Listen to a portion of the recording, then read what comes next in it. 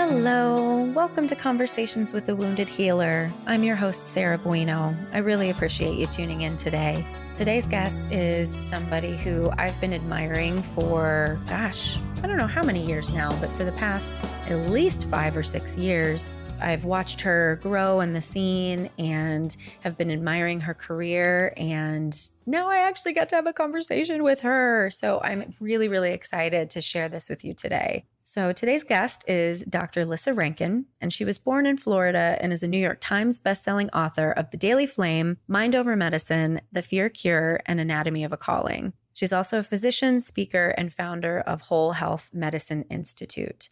And that is a very short, very incomplete bio that doesn't encapsulate all of the amazingness that Lissa is in the world. So please sit back, relax, and listen to all of the amazing, I don't know. I got my mind blown by this interview. And actually, truthfully, as I'm recording this intro right now, I'm going to be seeing my therapist today and talking about a ton of stuff that Lissa and I talked about in this interview, kind of deepening my awareness of some of the things that she shed light on for me. So I hope the same happens for you.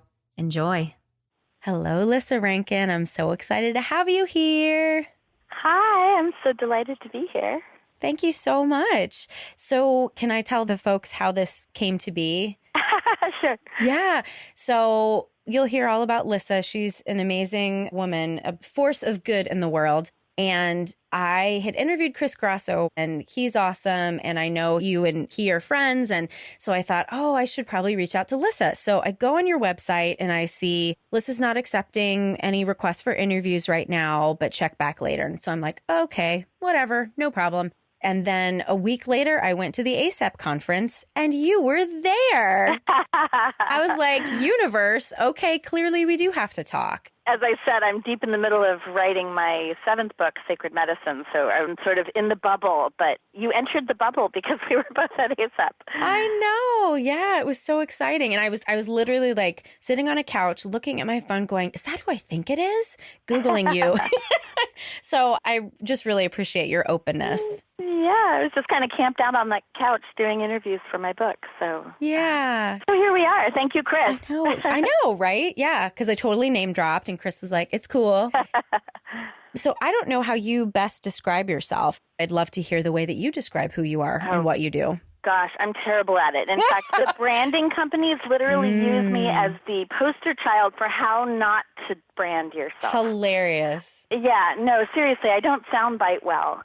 I've written 7 books about 7 completely different topics. Yeah. Everything from encaustic painting art school textbook because I'm really? a professional artist. Right. To vaginas, to fear, to spirituality, to your soul's purpose and finding your calling, to energy healing. So sort of all over the map. But my background is as OBGYN physician. So everything kind of revolves at some level around what I call whole health, which is sort of 10 facets of being human and how to live in alignment with what I call your inner pilot light. And that applies to whether you're on a healing journey, wrestling with illness or injury or trauma, or if you're trying to find your calling or express yourself creatively or live in transformational relationships as an alchemical process. That whole health concept applies to everything from kind of divine abundance to mental health, to curing the body. So that's what I mean. There's sort of an overarching theme of my work, but it can look really fragmented, like I have ADD.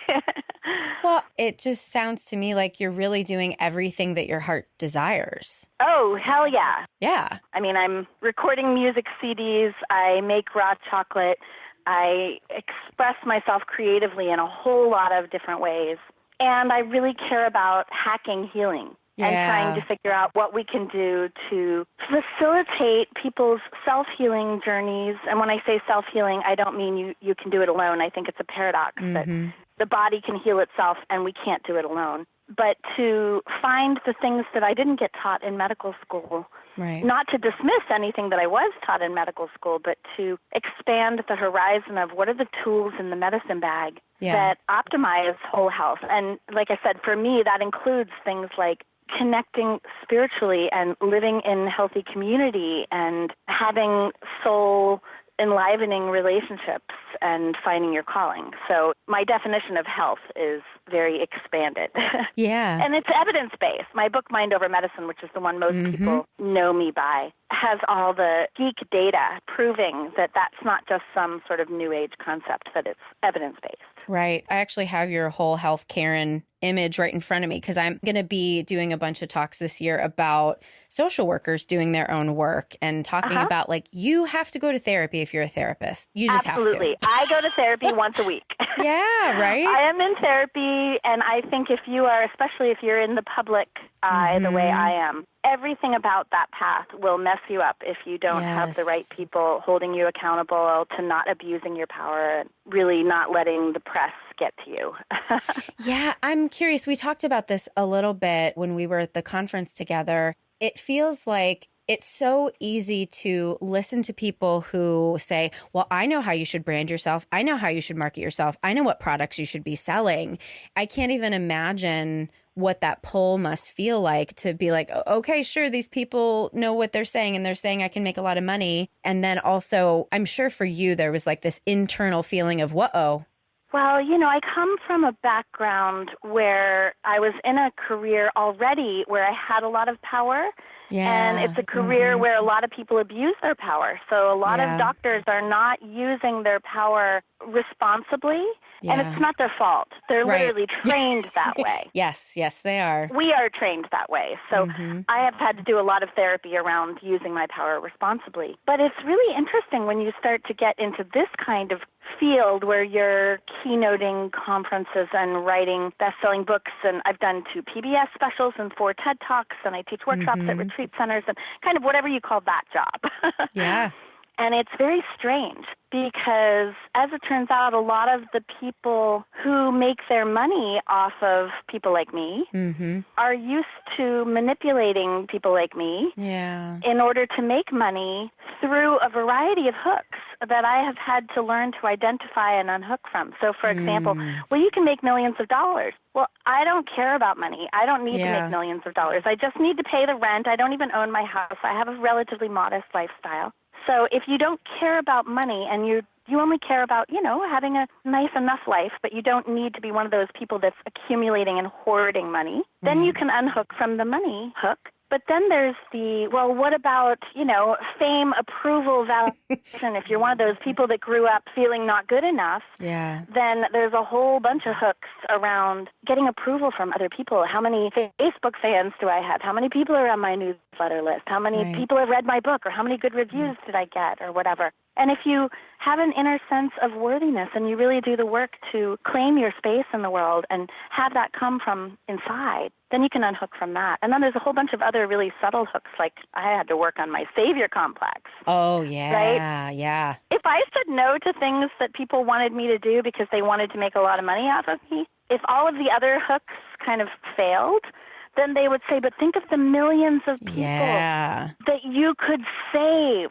If you took this is a true example, if you took this starring role in a network primetime television show where you'd be like the Simon Cowell of alternative medicine, right? Millions of people would get their cancer cured. And I'm going, wait a minute. I've already treated my savior complex. Yeah. I don't need to treat millions of people. It's okay if I just help one. Yeah. Because I'm enough the way I am. And so at some point, when you've identified and unhooked from all those things, then you can actually be free to just do your healing work where you're a vessel of divine love in the world, period, where it's yours to do. And it comes from an internal compass or guidance system that I call your inner pilot light, your intuition, whatever you want to call it. We all have it. And so now it's simply, am I supposed to engage with this thing in the world, yes or no? So when you asked me to be on this podcast, I'm not doing interviews right now. Yeah. When I check in with my internal compass, it says yes to this. Okay. So here we are. And I feel very blessed. Thank you. Me too. If people don't already receive the Inner Pilot Light emails, they're so lovely. And often it's just what I needed to hear in the right moment, which also speaks to me about like the collective unconscious. There has to be something, because otherwise, why would we all resonate with something at the same time, I can't tell you how many people say that to this email. I've been writing it for 10 years. In fact, I just turned 50 and I started it on my 40th birthday. So it literally just was 10 years. And I just published my 6th book, The Daily Flame, which is 365 of those letters that I wrote brand new while my mother was dying. So that's kind of like for people that want to binge on The Daily Flame. But for me, it started as a personal practice, just checking in with that divine essence of myself with, okay, inner pilot light, what do I need to know today? And I'm a writer. I've been a writer my whole life. So writing comes really easily for me. It can sort of bypass my mind, like something comes through my fingers on the computer that I'm not thinking up. And the stuff that was coming through, I was like, you know, it was giving me very particular and specific guidance to do things that sounded pretty nuts, like quit my job as a doctor and leave the hospital. So I started it as a daily practice, but I shared what I was writing with some of my friends, and they were like, oh, my God, how did your inner pilot light know exactly what I needed to hear today? Yeah. And I think of it as so individual, but, I mean, it makes sense that this divine spark in me that's connected to the divine spark in everybody is kind of vibrating or resonating in some sort of universal way that is tuned into the collective consciousness. So I, at some point, thought, well, maybe other people would find what I'm writing for myself useful. And I started this daily free email. And it's super cute because people write back to the inner pilot light, dear inner pilot light. Like, it's super cute. It touches my heart all the time. So I've been doing this for 10 years now, but it is a lovely practice to just kind of feel into what does the collective need to hear today. I can still get very specific personal guidance, like say yes to Sarah. And that might not be useful in the Daily Flame. You know, everybody's looking for a Sarah to say yes to. But, there are things that seem to be kind of human frailties almost. I think of them as like love letters from your soul to your ego almost, or to your parts, which is, I really love internal family systems, IFS, and the parts where sort of our parts can get really agitated. And so this loving inner parent, mentor, healer, teacher, guide can tend to those parts in a way that's love in both sort of the sanctuary and the refuge and comfort, but it's also sometimes fierce love or a kind of firm boundary setting like, no, we're not going to be doing that today. Right. You know? It's a complete kind of unconditional love. Yeah. And I'm curious because when you said it's speaking from your higher self to your ego, and as you were talking about people writing back to the inner pilot light, I feel like that would also potentially be a hook too, where the savior complex might come in or getting that external validation from people. There's such a fine line, I think, between taking it in your higher self and your soul and taking it in from your ego, right? Well, I don't even read those letters. This is the thing. I have an amazing assistant named Pearl. Pearl is so sweet. She is. She's amazing. Yeah. And I get hundreds of letters like that every day, but I don't read my comments. I don't read my emails. Every now and then Pearl will screen one of the emails and say, you really need to hear this. But that's part of what I mean by not believing your own press. Like, a celebrity gave me really good advice early on and said, protect yourself from the feedback because both the criticism and the praise is not yours. It's just a projection of the person who's writing it, a sort of disowned part of themselves. And if you take the praise, you also have to take the criticism. And if you're seeking praise and trying to avoid criticism, you're not going to be putting forth your truth in the world. Right. And that was really good advice. And I feel sort of bad because people make a concerted effort to express themselves personally to me, often in very praising ways, and I get presents in my post office box from people that are so grateful because they feel like I've saved their life or whatever. But I tend to sort of protect myself from that because I'm just here to do my part, and I don't want anybody putting me on a pedestal, and I don't really need. As my teacher, Rachel Naomi Remen, said to me, she said, Lissa, approval is just another form of judgment. It's positive judgment rather than negative judgment, but it can be taken away in a flash. And if you're living your life trying to get approval and avoid criticism, again, you're not free. Right. I mean, it's weird. Obviously part of me loves the approval. Right. But part of me knows that it's kind of good for me to protect myself from it. Yeah. I mean, you see a lot of people in this line of work who are really divas. Yeah, yeah. You know, and they really feel entitled to being treated special. The whole system feeds that. We kind of want our gurus. We want to think like perfect mommy or perfect daddy up there on the pedestal. I guarantee you I am not perfect. You can ask my husband. I always say that too. Like, my husband will tell you everything that's wrong with me. Oh, yeah. Trust me. My husband will tell you, absolutely. I don't believe there is a perfect human. I don't really believe in what some people call enlightenment anymore. I've met all those quote-unquote enlightened people, and trust me, every one of them, including some of the most famous ones you can think of, have their shadow. Right. And I find that not disillusioning, but comforting. In a way. It's like, oh, thank God. We can take that off the ego's list of how to become a perfect human. Right. Oh, phew. Absolutely. And we can just do what we're here to do. Mm-hmm. One of the greatest gifts of this podcast is that I'll do the interview, and I don't take any notes while I'm interviewing because I really want to be present and want to hear everything. And then I go listen back later so that I can write the notes for the episode. And there's always a gift in it. And I can you've already given me a lot of gifts that I'm going to be listening back and writing all these things down and then going to my therapist to talk about. I feel like I'm kind of at that beginning place in my journey where I am having more of a platform and getting on a stage. And one of the things that I have really struggled with is the fear of criticism. And what I recognized in a therapy session recently was that's an old part. It's the teenage self who did get criticized because I was crazy back then, because who isn't when you're in 7th grade? And now I'm able to discern between constructive criticism from people who know me and know the things that I need to work on and are calling me on that versus people just bitching.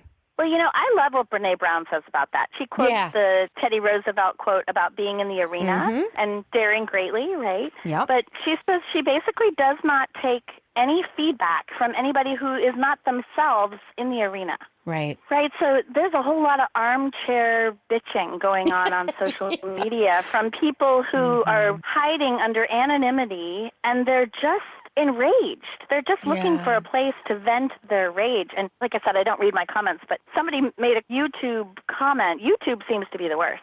Some YouTube comment on one of my TED Talks. It's like, why would I take advice from this fat doctor? Right? It's like why? Why even say something like that? Like, right. You know?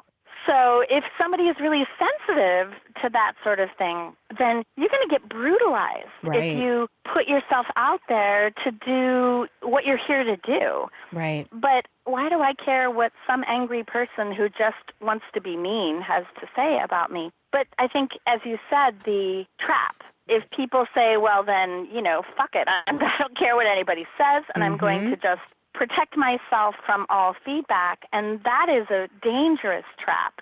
Yeah. Because I know I have a circle of at least 20 people who are badass and brave, and they are willing to call me on my stuff. And if I were to become one of those out-of-control divas abusing their power and refusing to eat anything but green M&Ms in the green room, they would be on my case so quickly. And I've empowered them all to do so. Yes. I've told them, I want that. Please let me know if I get off track. And that's part of what my 75-year-old therapist does, but it's also what my friends do. Like, I have really good friends. Yeah. People who are walking the walk beside you. Yeah. Absolutely. And they are other imperfect human beings, and we have mutual agreements to, as I said, for me, the definition of love is both refuge and comfort and sanctuary, like this place where you can just be held in your imperfection and your parts can feel safe. But it also includes, like, hey, what the hell are you doing? Wake up. You just fell asleep and did something unconscious. Right. So that's also love. So I appreciate the people that are brave enough to challenge me, because a lot of people aren't brave enough to challenge people in positions of great power because they want something from them and they don't want to trigger them. That's how the yes men thing gets built, isn't it? Exactly. And I see that. I see that a lot of people surround themselves with disempowered yes men who just feed the beast rather than challenging what's happening. And that's how cults get formed. Oof. Yeah, I just ended a situation in the not so distant past that I was getting feedback from people in my life like, this doesn't sound right. Like, this doesn't sound like you. And then one day I kind of woke up and realized, oh, yeah, this other person has a bunch of yes men around him. And I wasn't doing that. And that's why there was conflict. And yeah, that's another gift you just gave me. Well, that's where the Me Too movement comes from, right? Yeah. It's like people who want something often from someone in a position of power. I mean, I'm not at all into sort of blame the victim, but the way Me Too started was all these movie stars that were speaking up against movie producers. Well, part of the pattern is they wanted something from that movie producer. Right. These are star makers. So if we're attached to getting something from someone in a position of power, then we may not protect ourselves from the harms that can come from somebody who's surrounded by yes men or women and abusing their power. And even on the micro level, just a woman with a man who has some whatever level of power over her, not even necessarily like a movie star or anything like that, but just the desire to feel special and to feel loved. Absolutely. Coming from that place of lack, that's still an abuse of power that I think men need to realize. Absolutely. Well, again, men and women. Yes, but we're certainly seeing it more with men. And what makes me crazy, I have a part that I call the integrity police, and it gets extremely righteous and judgmental against people like John of God and right now Tony Robbins, all these people who are allegedly healers.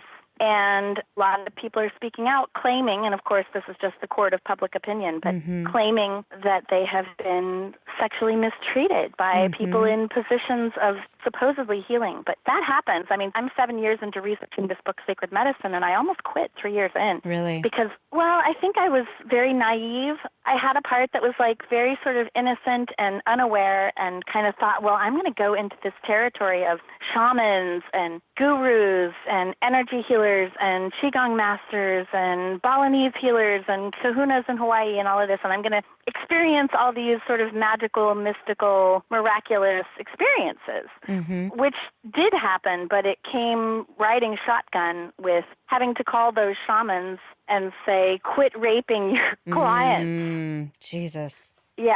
Wow. So that was a big wake-up call for me, and it was such a scary shadow. I felt threatened. So I almost quit. Wow. But I didn't. I fortunately found the people that have circles of ethical people around them, keeping them in check, who are also doing magical, mysterious things. Well, I was just having a conversation yesterday with a woman who practices a bunch of different modalities, but shamanism, and she calls herself a coach essentially because there's no other nomenclature to put around it. And we were discussing therapists and medical professionals. We can often cringe at the term coach because it's not regulated, but at the same time, there are therapists who are raping their clients. There are doctors who are misusing their power, as you said before. So I'll tell you the difference. The difference is that they have medical boards, so anybody can anonymously turn in their doctor or their therapist to the regulatory boards, and an investigation will happen. So I got turned in once by a woman who swears that I stole her labia. Now, she was a paranoid schizophrenic. She sued me in court. She turned me into the medical board. But I still had to go through an entire investigation to make sure that I wasn't harming this woman. Yeah, wow. That's good. I mean, that's good. It's good that anybody can do that. Whereas the women that were calling me, telling me that the shaman had sexually abused them during a session, there's nobody to call. So I could be a whistleblower and ruin his career on the internet, but that doesn't feel like mine to do, and they weren't willing to press criminal charges. So there's no board. You know, if there was a board, they could call and say, investigate this guy, he's not safe. Right. That's the difference. So when people ask me, how do I find a healer that is safe, I actually tell them, find somebody with an MD or a PhD, because there's plenty of them. Yeah, yeah. And then at least they have oversight. Yeah. That's a really, really good point. Absolutely. Whereas coaching, as you said, or anybody can hang up a shingle and say, I'm a shaman, it doesn't mean that those people aren't gifted, but it may mean that they've had absolutely no education in professional ethics. Right. The really good schools that are teaching energy healing, for example, they all include teaching ethics. But again, there's no regulatory board, so if they violate those ethics, then there's no accountability. There's no way to take away their license, for example. Whereas if your therapist abuses power and has sex with you, that is a sort of impeachable offense. Mm-hmm. They will lose their license if someone calls it out to the board and finds out that there's some validity to it. Right. Absolutely. And still, though, I guess that's putting the victim in a place of needing to act on that, and sometimes they won't, and that's such a shame. It's really hard time right now. It is. And that's the tide that's turning right now, is people are feeling empowered by coming together. Like one person may not feel safe speaking up, but when 10 people speak up, then 10 more speak up, and next thing you know, you've got 300 people saying, John of God, hurt them. Yeah, I haven't read anything about that particular incident, but I keep hearing about it, so... Yeah, it's in the New York Times, and he's in police custody, so we have to assume that there's something there. Right. It's not just a rumor. Yeah. Well, I'd love to shift into the question of whether or not you see yourself as a healer. Well, I guess it depends on what you call a healer. I think we're all healers. I think we all have that human potential. I mean, I was just reading some of the science of energy healing yesterday in Oshman's book called Energy Medicine, which is fascinating. He's talking about the human capacity that maybe as an organism, we were given a gift of being able to attune to the alpha brain waves in our own brains and entrain into Schumann's resonance in the earth, and that when we're in that state, we can entrain other people into that same resonance, which can impact and regulate the living matrix of all of the body's system. I love that.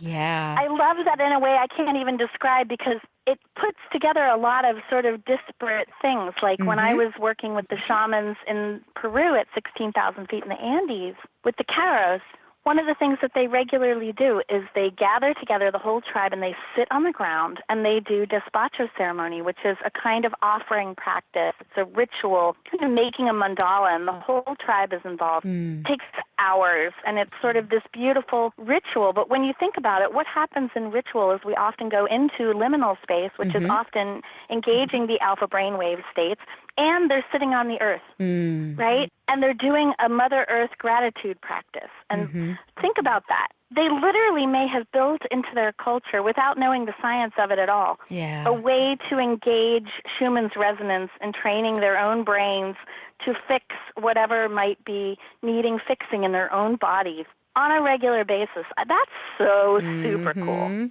Yeah. So am I a healer that way? Yes. I don't see patients. I don't see clients and do healing sessions anymore.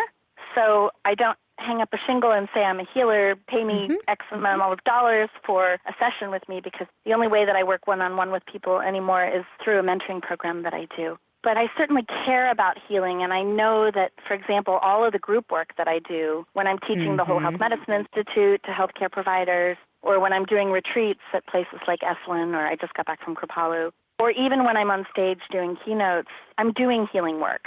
I just came back from doing a wonderful event in Woodstock, New York, with a nonprofit that is trying to create a model that might be reproducible, where healers who offer services that aren't covered by insurance, people like energy healers or craniosacral therapists or spiritual counselors or energy psychologists or acupuncturists and things like that, are coming together and volunteering their time once a month to give free sessions to the people in their small town. And they're serving about 60 people a month doing these free sessions. And so they brought me in, and they got a grant to buy everybody a free book. So everybody who came to this church got one of my Daily Flame books, and I had 2 hours to facilitate a group healing. Wow. And it was so lovely. And I mean, that is some of the most precious work that I do. I run an online program called the Healing Soul Tribe, and part of what we're trying to do is amplify that. I don't travel much because I have a 13-year-old daughter and I don't want to leave her. But I would love to find a way to sort of train group leaders or create a structure that is as reproducible as, for example, 12-step is for recovery. Yeah. I mean, in Marin County where I live, you can go to a 12-step meeting every hour. And pretty much you can be guaranteed to get the same kind of thing. Whether you're 12-stepping, codependence or alcoholism or whatever, being in relationship with any sort of compulsive behavior, But there's nothing like that for people that are identifying not as an addict or a person in relationship to an addict, but as somebody who is sick or injured or recovering from trauma. So that's kind of my vision, is how can we amplify and take this out of the realm of being a luxury good. Right now it's a luxury good. If you have cash and you can pay cash, or if you can afford to go to a retreat or something like that. But this nonprofit in Woodstock is trying to change that. How do we make this a public health phenomena because we care about our community? And the healers are getting something out of it because they're getting community with each other when they come together. And many of these people have felt very isolated and kind of rejected by the conventional medical community and sort of on the fringe. They often feel really strange. They have unusual gifts that other people may not understand or may sort of even be frightened of or demonize or think they're quacks or reject that there's any validity to what they're doing. So they're sort of getting the camaraderie of coming together and being of service and having their gifts really appreciated by the people that are receiving them. So I think I'm excited to see little seeds and sparks of that sort of thing happening as a way to restore the natural human potential of humans to heal each other in community. I mean, I think one of the things I've learned from my studies of sacred medicine is that we may be doing a grave disservice even by having things like HIPAA laws that make us see private patients one-on-one in an office, because there's data suggesting that part of the placebo effect may be the community effect. That if we gather in community and we're bonded in some way, that if one person in the bonded group gets cured, then through what Bill Bankston calls resonant bonding, through that bonding, somebody else might be able to also get cured in ways that we don't fully understand right now. That's AA. So that's exactly what it is. Exactly, but it's also Lourdes. It's places like, the Casa where John of God was seeing people. All these people are coming together with the intention of healing. And Lourdes has been tracking the miracles, for years, because they want to prove that it's not placebo effect, that it's divine intervention. But I think, wow, why are we not proactively facilitating that group healing? That if it's possible for even one person in the group, then it becomes more possible in some mysterious way for others. So that excites me, because that's also scalable. Right. And I mean, I just think about it's our individualistic culture and our reliance on the hard science facts. And it makes me think of The Science of Spiritual Awakening. Have you heard of that? By Steve Taylor. No. It's fascinating. And what he made me really realize is that we started off being indigenous and only having our intuition and our connection to nature and developing these rituals and healing ourselves that way. And then there was a fall of consciousness. And then we had to have science to explain everything. And as we've learned more about science and we're bringing the consciousness and the indigenous practices kind of back in, that combination is so powerful. And like, as you were talking about the energy medicine, science, they just haven't figured it out yet. It doesn't mean that it's not true and that it's not explainable by science, but it's just a different way than we understand it thus far. It's a really cool book because he talks about the different ways that people come to spiritual awakening. And it makes me think of your book as I was reading it, just kind of thinking about, I really related to the idea of, I know that I have a calling. I kind of know what it is, but I have no idea what it's going to look like. And there had to be for you, and I had a similar experience as well, some sort of crisis in order to kind of like get that awakening and be like, oh, no, I'm not on my path, and then kind of reroute. But he also talks about people who just are awakened as children, and then people who awaken not through tragedy or crisis, but through, they just kind of magically have an awakening one day. So it's fascinating. Yeah, that sounds like a great book. I'll have to make a note to take a look at definitely. it. Yeah. And I'm curious your thoughts on the term wounded healer in relation to yourself. I mean, it's definitely an archetype that I work with a lot in myself. And because I run a training program for mostly doctors, I'm very familiar with that archetype in doctors in general, and certainly in other healers as well, but it shows up in a particular flavor in people who had conventional medical training, particularly the surgical specialties like OBGYN or any surgical specialty. Those are the worst. Yes. Because I think it's not only that the training wounds you, it's that I think now, you have to kind of be wounded beforehand to even be willing to endure that kind of abuse. Yeah. So most of us have had childhood wounding or boundary injuries early that made us vulnerable to not recognizing where the line of abuse lives. And so we have kind of developed masochistic defense strategies, and it's glorified in the name of being the savior, right? So the payback of what you get from self-abusing or letting yourself be abused in order to facilitate healing in other people is you get the hit of I saved their life, which is a big hit. And of course, it's not yours. Like one of the biggest moments of therapeutic intervention that I remember was when I was actually being a client of Martha Beck, who was my business partner at the time, but she was like, let me do a session with you. And we did a 2-hour session around the whole notion of I have to be in control in the hospital. Why? Because if not, people die. People will die. Yep. Right. And so I have to be vigilant and on call for every little thing to go right. And if I don't, people will die. And she was challenging me on that. And of course, the big sort of epiphany that led to lots of tears and laughter was, oh my God, what if maybe I'm not in charge of life and death? Maybe God is in control in the hospital. Yeah. Right, but we talk about doctors having a God complex, but I really believed that. Yeah. That I had to be in control in the hospital because if I messed up, really bad things happen.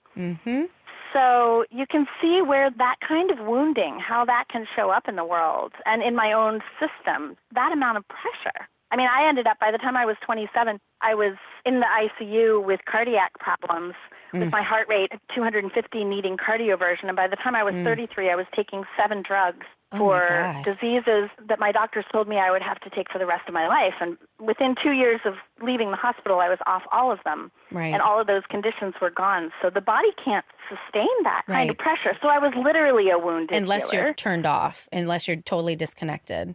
But even then, like I said, the body is going to keep the score, to quote Bessel van der Kolk, right? The body keeps the score.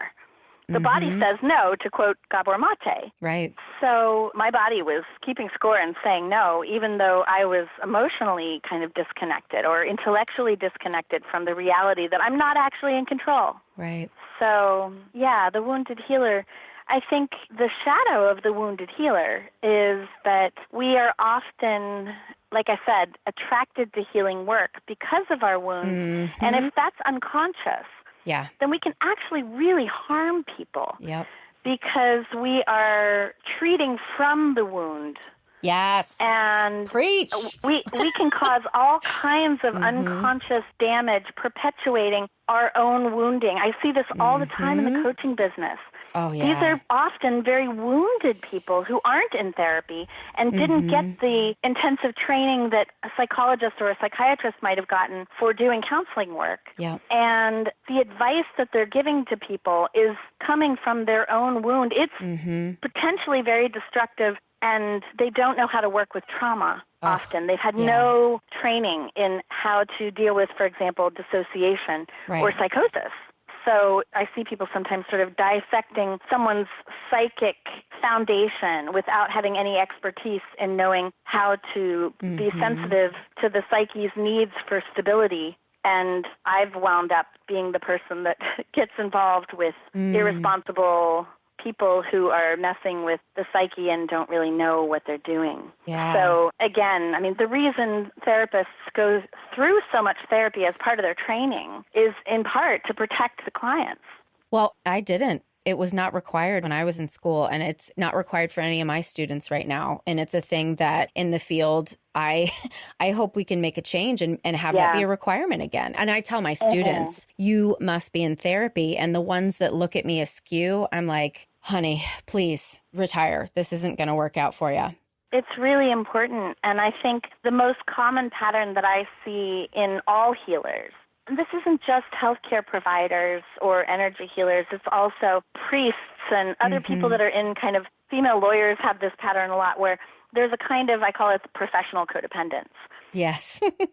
And it's the same as what I'm calling the savior complex. It's this tendency to put the needs of others above the needs of one's self, and self-neglect and deplete oneself in the name of, but I'm healing others, and it's extremely unhealthy. A healthy self knows, I'll bring my doctors together when we come together and I'll say, okay, we're going to do a little exercise. We're going to sit here in a circle, and we're only going to breathe out.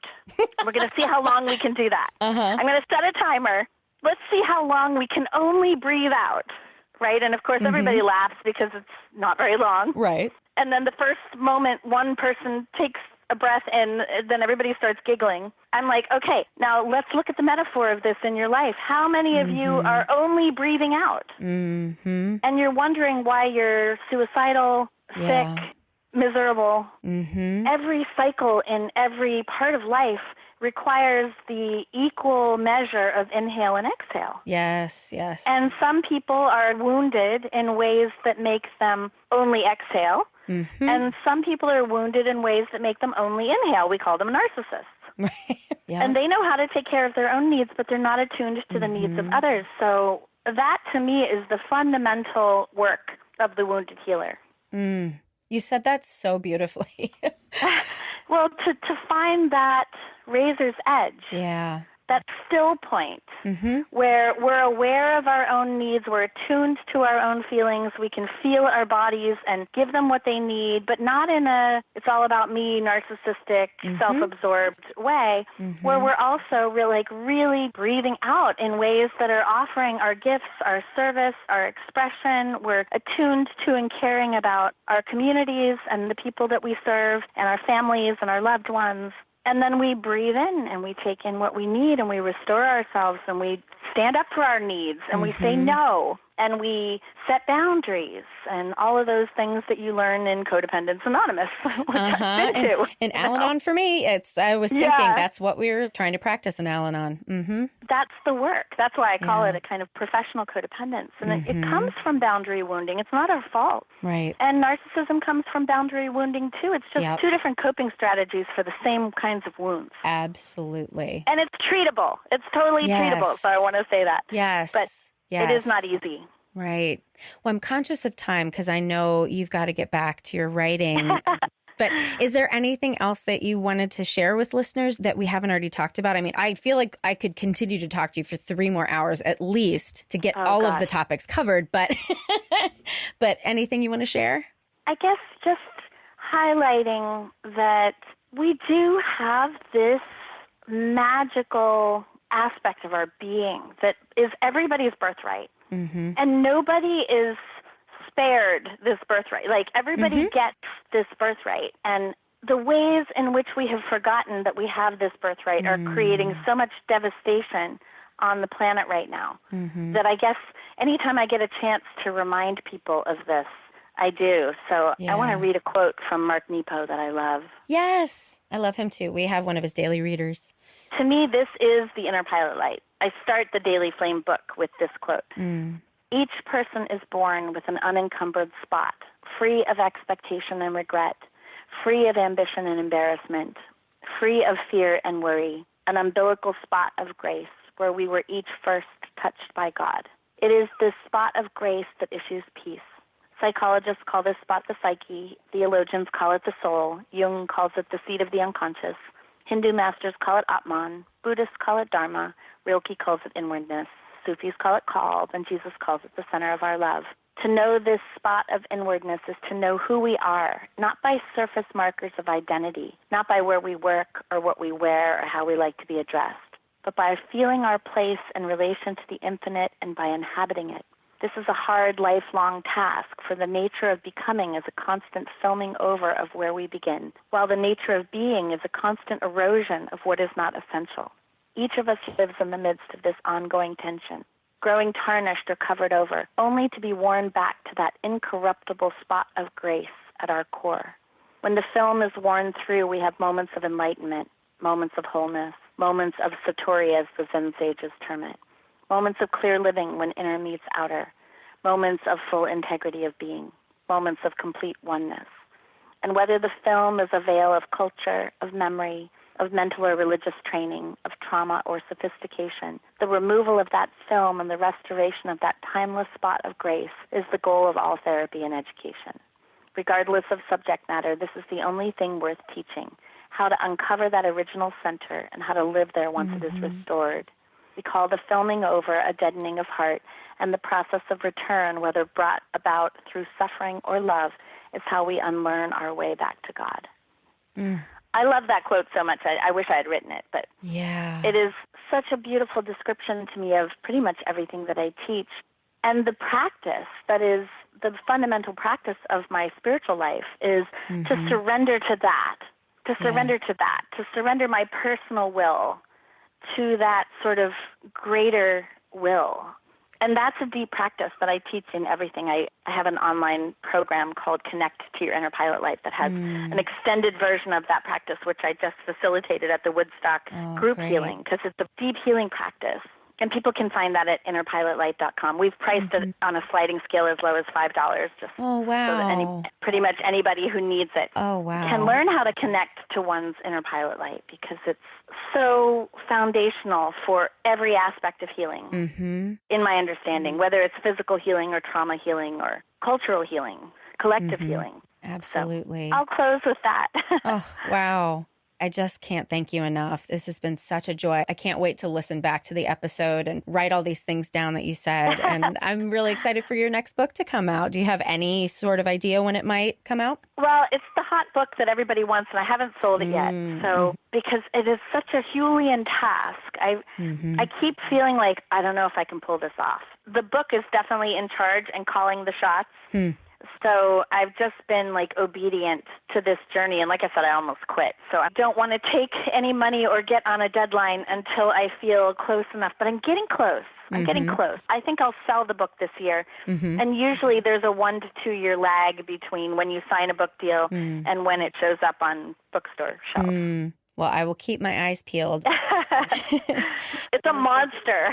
It's a monster to tackle. My fingers keep typing when I'm working on the book and writing sacred medicine. My fingers keep typing scared medicine. Like they transpose the C of the A. Like, oh, yes, I know you're scared. It's okay. You can do this. I have to give myself little pep talks. Wow. Well, just thank you. I'm honored. I feel blessed. This has been lovely. Oh, thank you, Sarah. It was lovely to meet you.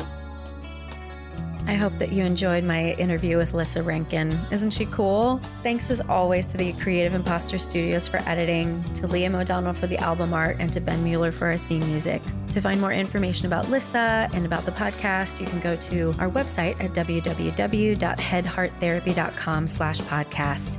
Thanks for listening. Until next time. Bye-bye.